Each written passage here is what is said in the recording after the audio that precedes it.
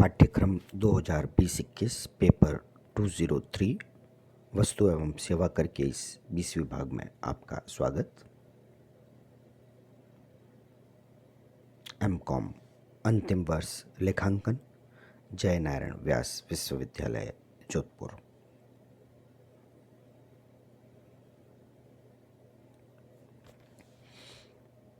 आपकी सुविधा के लिए संपूर्ण पाठ्यक्रम को एक बार पुनः स्क्रीन पर दिखाया जा रहा है।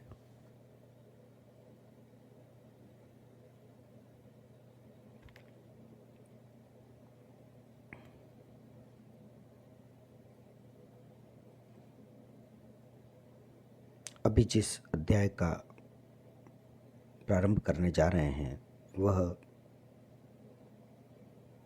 इस प्रश्न पत्र के 3rd यूनिट में सम्मिलित किया गया है।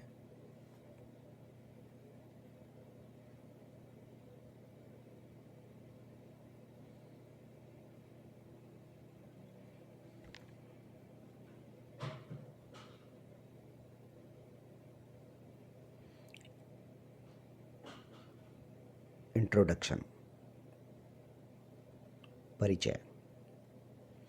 In earlier indirect tax regime, the credit mechanism for indirect taxes levied by the Union Government, Central Excise Duty and Service Tax, was governed by the SANVAT Credit Rules 2004, and the credit mechanism for state level VAT on sale of goods was governed by the states under their respective VAT laws. पूर्ववर्ती अप्रत्यक्ष कर व्यवस्था में केंद्रीय सरकार द्वारा उद्ग्रहित प्रत्यक्ष करों के संबंध में क्रेडिट व्यवस्था का प्रशासन सैनवेट क्रेडिट अधिनियम 2004 द्वारा किया जाता था और राज्य स्तरीय साख व्यवस्था का संचालन संबंधित वैट नियमावली द्वारा होता था।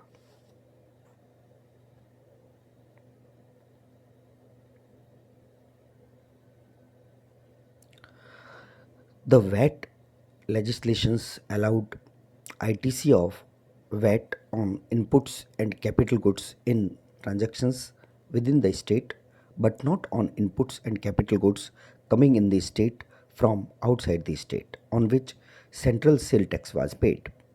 SANVAT Credit Rules 2004 allowed availing and utilization of credit of duty tax paid on both goods, capital goods and inputs and services by the manufacturers and the service providers across the country. VAT विधानों के अधीन credit राज्य के अंदर व्यवहारों संबंधी inputs और पूंजीगत माल पर उपलब्ध था, परंतु राज्य के बाहर से आने वाले माल पूंजीगत माल पर स्वीकृत नहीं किया जाता था, जिस पर केंद्रीय विक्रय कर चुकाया जाता था। सैनवेट क्रेडिट नियम 2004 के अधीन इनपुट्स और पूंजीगत माल पर चुकता कर शुल्क के संबंध में क्रेडिट उपलब्ध था और संपूर्ण भारत में निर्माताओं और सेवा प्रदाताओं को आईटीसी उपलब्ध था।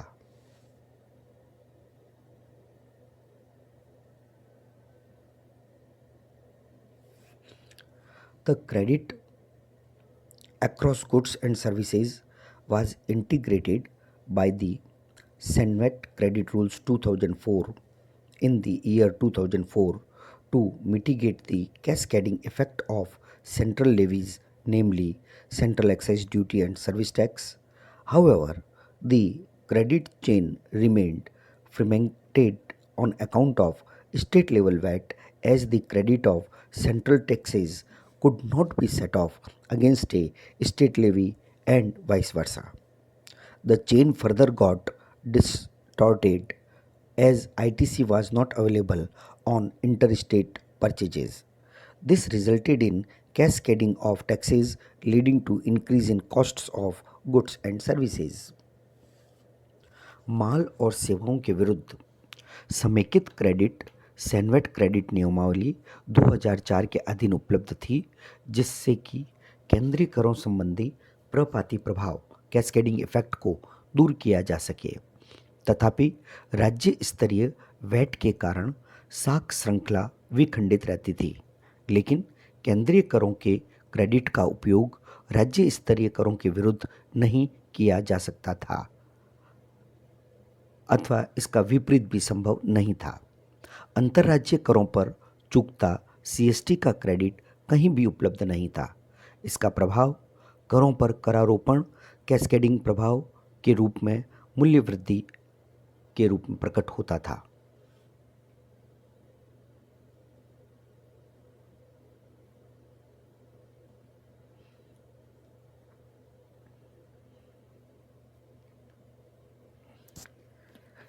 The GST regime promises seamless credit on goods and services across the entire supply chain, with some exceptions like supplies charged to tax under composition scheme and supply of exempted goods and or services. ITC is considered to be the lifeline of the GST regime.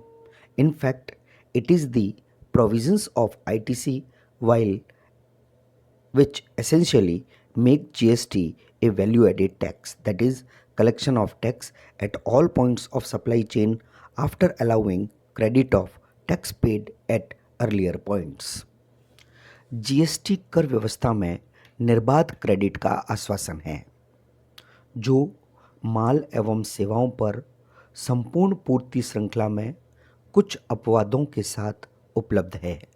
GST कर व्यवस्था में ITC रीढ़ की हड्डी समझी जाती है।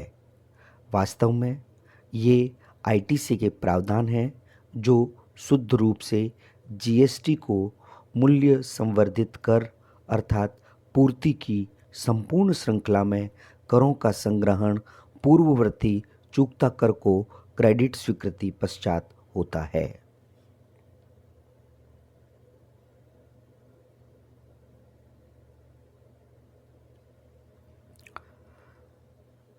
Chapter 5 of the CGST Act, Sections 16 to 21 and Chapter 5 Input Tax Credit of the CGST Rules, Rule 36 to 45, prescribe the provisions relating to ITC.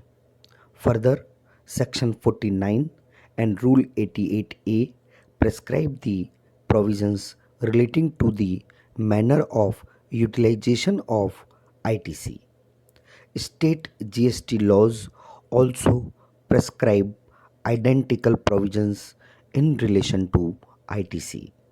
First, the statutory provisions of these sections together with the relevant rules have been extracted followed by their analysis. The provisions of Section 19 relating to taking input tax credit on inputs and capital goods sent for job work have been discussed in Chapter 16. Job work is in Module 3 of this study material.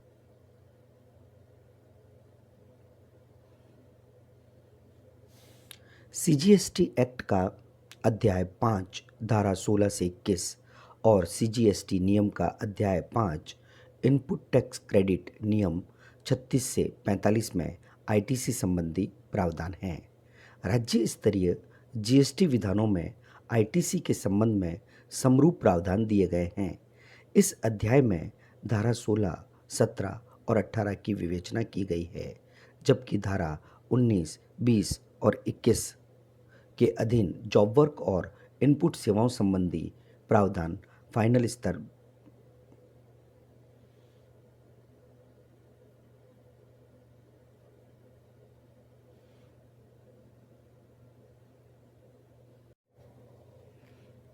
provisions of ITC under CGST Act have also been made applicable to IGST Act wide Section 20 of the IGST Act.